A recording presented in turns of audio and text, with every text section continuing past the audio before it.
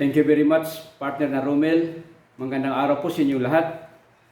Ito naman tayo, pag-usapan natin, i-discuss natin, pag-usapan natin itong controversy between the two factions of the PDP Laban na nagkaroon ng dalawang faction between Cossey and Pacquiao.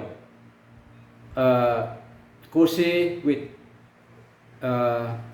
President Duterte and Pacquiao together with Senator Pimentel. Yan sila magkakampi. Now, ano bang umpisa nito? Paano ba nangyari ito? Now, the rift between two factions within the fractured ruling party or the PDP Laban, nag-escalate ito after a leader of one wing confirmed that they have filed a petition asking the commission elections to declare the others group's actions illegal. Pinapadeclare nilang illegal yung ginagawa nila ni Pimentel at saka ni Pacquiao. Nung pagka-uwi na ni Pacquiao after nung fight niya against Ugas, versus Ugas. Now, ano naman kaya ang mangyari nito? Sabi ni, dahil nandun na ito sa kamay ng mga commissioners ng commission elections, sabi ni Chairman Abbas, madugo yan. And the COMELEC predicts chaos in resolving PDP Laban's internal rep. Parang boxing daw ito, madugo. Itong away nila legal doon sa commission election. Yung feud ng dalawang party, dalawang wings ng ruling party, which both filed documents seeking formal recognition ahead of New Year's national polls. Naalala ko tuloy yung nung nasa Manila City Hall pa ako nag-work during the incumbency of Mayor Lito Atienza, na yung second oldest political party of the Philippines na Liberal Party, nagkaroon din sila ng feud o rep ng dalawang yung partido na yun, nagkaroon din ng dalawang faction. Merong Atienza wing, merong ding Drilon wing. Nag-assume si Atienza na nung pagka-presidente ng Liberal Party, kasi sabi doon, pasok na daw yata yung termino ni Drilon. Kasi hindi daw na-ratify yung Salonga Constitution. Nagkaroon sila ng kaso doon sa commission election. Tapos nanalo si Atienza doon sa commission election, pero umakyat sila doon sa Supreme Court na ni-reverse naman ng Supreme Court ang desisyon ng commission election. Tinanggalan din sa pagka-presidente sa partido na liberal si Atienza, binalik as president si Drilon dahil siyang nag-assume pagkatapos ma-appoint si Abad sa budget yata, sa budget. Now, dun sa decision na yun, pagkatapos nila Drilon natalo sa commission election, natalo sila mga April 2007, inakyat nila doon sa Supreme Court. Mga after 3 months, nagdesisyon ang Supreme Court, ni-reverse ang desisyon ng commission election, panalo si Drilon sa boto na 9-5. 9 in favor of Drilon and 5 in favor of Atienza wing. Kaya natanggal si Atienza sa pagka-presidente sa LP. Kaya nangyari, dalawang faction na. Atienza wing at saka Drilon wing. So, parang ganun lang din. Hindi naman sila ang unang may mga faction. In fact, nung panahon din ni Lacson, nung tumakbo siya pagka-presidente 2004 against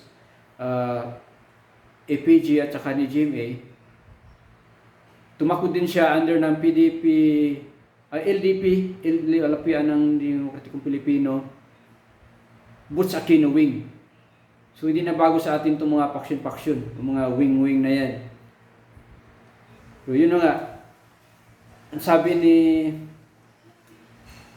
inulis din the chairman of the Commission on Election, Sheriff Abbas, na madugo daw itong laban ng dalawa doon sa Commission on Election. Madugo, parang boxing daw. Pero kung ano man yun, ang pagbasihan naman daw nila sa desisyon nila, yung batas. And when he said batas, he's referring to the Constitution and bylaws of the PDP Laban. Now, ano naman kaya ang kahinatnan nito? Well, di natin masyadong kunti lang ang masasabi natin dito kasi nga i-deliberate pa ito, pag-usapan, pagdebatihan pa ito ng 7 commissioners ng Commission on Election. In bank ito. So, pag tiningnan mo yung gist niya o important features ng kaso, tingin ko, nakalamang yung grupo nila Cosi, kung saan nandoon si President Duterte kasama. Why? Because kung konstitusyon na pagbasihan, lamang talaga sila, kasi sabi nga by the book sila. Tapos si faction naman ni Pimentel at saka ni Pacquiao, they are more on sinasabi nilang kami may-ari nito. Kasi si anak ng founder, anak ng isa sa mga co-founder ng PDP Laban, si Pimentel. Si Pimentel pa nga ang nag-draft ng constitution nila na sinabit dun sa Commission on Election. So, kung yan ang hindi naman niya pinagmana lang itong partido na to. Kasi di naman to hasyenda na namana niya, tapos dahil siya yung sindero na, siya yung nagmamayari, siya yung heredero, namana niya doon sa tatay niya, siya ang mag-decide kung mag-desisyon kung sino yung papasukin, sinong hindi. Hindi po ganyan. Kasi ang pagbasyan talaga, yung batas na sinasabi ni Chairman Abbas na yung constitution mismo. Constitution and bylaws ng partido. Bakit ko nasabing medyo lamang ang grupo nila Cosi? Kasi nga, doon sa Constitution and bylaws nila, nakalagay doon, at si Pimentel pa ang nagsulat noon, Constitution na yon. Nakalagay doon that only the party chairman has the authority to call National Council. Now, nangyari yung pagtawag ni Presidente kasi siya yung chairman ng partido, si President Duterte, nagtawag siya ng National Assembly, yung doon sa Clark na dinaluhan naman ng maraming incumbent elected officials. May mga gobernador, congressman, senador, mga mayors, board members, marami. Nakakuha yata nila yung majority sa mga incumbent na mga matataas na posisyon. Now, dito naman sa kabila, dalawang senador kasi si Pimentel at saka si Pacquiao, incumbent senators pa naman sila ngayon. Pero pagdating yata dito sa mababa, sinasabing umabot daw ng 10,000 yung grassroots level nila, suporta nila. 10,000. Baka naman kasaling barangay Tano dito sa 10,000 na to. Kasi kung nakita natin yung National Convention ng PDP Laban, yung Cosi Wing, nandoon din si Duterte, mas maraming incumbent doon na umattend, na hindi lang mga pitsugin, talagang mga taas ang posisyon, senador, mga gobernador, congressman, mga board mayors. Pero hindi naman yan ang titingnan lang natin kasi balik tayo doon sa Constitution and bylaws nila na nagsasabi that only the party chairman has the authority to call. So, meaning si Duterte lang. At saka doon sa documents na sinabmit ng grupo ni Pacquiao, inacknowledge nila doon na si President Duterte party chairman. Kasi noong nag-submit sila ng tinatawag na SIOS, o Sworn Information Update Statement, nagsubmit ang grupo nila Cosi noong August 5, 2021, at saka yung Pacquiao faction nagsubmit din noong July 19, 2021, nakalagay doon, they acknowledge the President Duterte as their chairman. So, malinaw na siya yung chairman, so siya lang yung pwede magtawag na sa convention. Eh, nung nagtawag si Pimentel ng National Convention, sila ni Pacquiao, pagka-uwi niya galing sa Amerika, after his fight, laban ni, natalo siya dun kay Ugas, nangyari, tanggal na sila nun. Tapos in-acknowledge naman nila na party chairman si President Duterte, so siya lang pwede magtawag ng National Convention. So kung meron mang nangyaring convention after nun, hindi siya legal. Kasi nga, malinaw dun sa Constitution and Bylaws nila na the only party, it's only the party chairman has the authority to call a National Council meeting. So, dun pa lang medyo tagilid na. Hindi na lang natin anuhin yung pag-usapan yung usapang kalye na ano bang laban nila Pimentel, mismo yung chairman appointed na ni PRRD yan. Tapos may ilang taga Davao na rin na pinasok sa commission on election ng mga commissioners. Hindi na natin pag-usapan yan kasi sinabi naman ng chairman na ang batas ang pagbasihan nila sa pag-arrive nila ng desisyon itong controversy na to. So, ito yung dahilan kung bakit noong nag-meeting sila pagka-uwi ni Pacquiao galing sa US, tinanggal nila agad si President Duterte as chairman ng partido, tapos pinalit si Senator Pimentel. Tapos nilagay din si Pacquiao as president kasi tinanggal na nila sa grupo ni Cossio yun. So, ano bang purpose noon? Bakit nila tinanggal si President Duterte as chairman of the party? Para magkaroon ng semblance of authority to call a National Council meeting.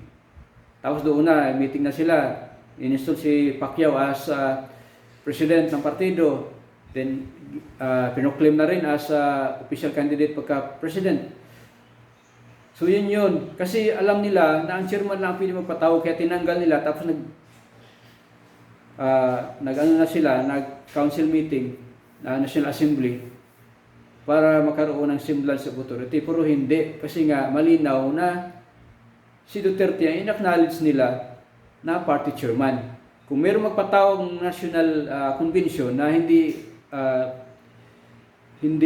galing sa national chairman, hindi galing sa chairman ng party, yan ay illegal. So ito yung lamang ng Cossio Wing o grupo nila President Duterte. Tapos sabi ni Matibag, kasi maraming akusasyon na sila nagpapasok ni kahit sino, hindi naman mga original na, yun yung akusasyon nila Pimentel, hindi naman mga original na PDP Laban member yan, bigla lang sumulpot. Ito naman ang sagot ni Atty. Melvin Matibag, yung sa Secretary General ng PDP Laban, Cossio Wing, na di naman sila grupo ni Cossio ang nang-hijack ng partido. Because if there is anybody who is not an original member of the party who wants to makipag-agawan doon sa liderato, ito si Pacquiao, hindi daw sila.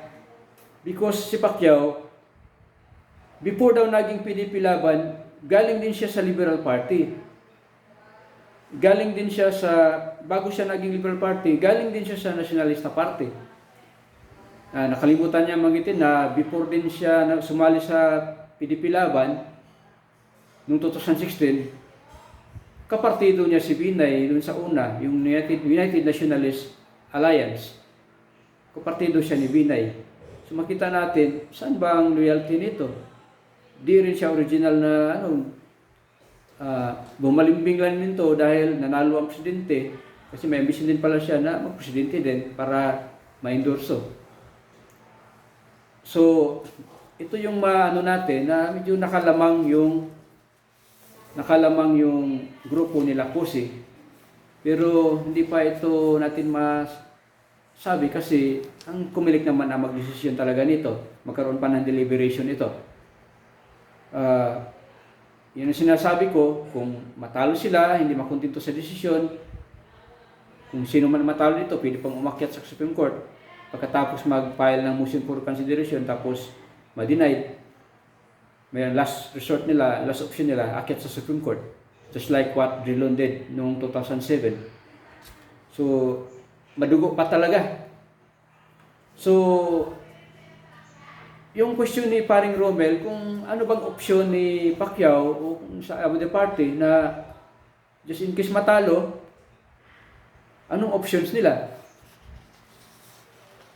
Well, sinabi naman ng handler ni Pacquiao, lalo na ni Ron Monsayak, sinabi niya na Senator Manny Pacquiao is ready to run as an independent candidate in 2022 elections. Should both the Commission on Elections and the Supreme Court recognize the PDP Laban Kusi Wing as the legitimate party representative. Yan, malinaw sabi ni Monsayak. So parang na-anticipate na nila, ramdam na nila na matatalo sila. He is ready daw to run as an independent candidate this coming 2022 elections. So parang parang na-sense na nila. So di ko na lang yan kung ano naman ang gagawin na opsyon nila Duterte, kasi sa tingin ko parang sila ang manalo sa kaso na to doon sa COMELEC, mas lalo pa pagdating sa Supreme Court. Kasi Constitution and Bylaws ng pagbasihan, malinaw naman doon sa Constitution and Bylaws nila na isa lang ang pwede magpatawag ng National Assembly, only the chairman ng partido, which is President Rodrigo Roa Duterte. Now, as to the question, kung tatakbo ba si Sara, nandun din dito sa video, kung matuloy ba si Mayor Sara, I think hanggang may filing pa, hindi pa tapos yung filing, hanggang October 8, may pag-asa pa na magbago ang desisyon. Lalong-lalo na, the other day, sinabi ni President Shaul Isko Moreno na I will not lift a finger to protect President Rodrigo Duterte just in case na siya ang manalo presidente. Hindi niya protektahan si Duterte, papasukin niya ang investigador ng ICC. So parang yung sovereignty natin parang ibigay niya doon. Pwede naman sana, kasi kung partido lang yung manalong presidente, pwede naman niya protektahan yon. Sabihin natin, kayo pwede pumasok kasi nga our justice system is very much alive. Gumagana ang judiciary namin, buhay ang mga korte namin, buhay ang Supreme Court namin. So bakit kayo papasok? Pwede naman ganun.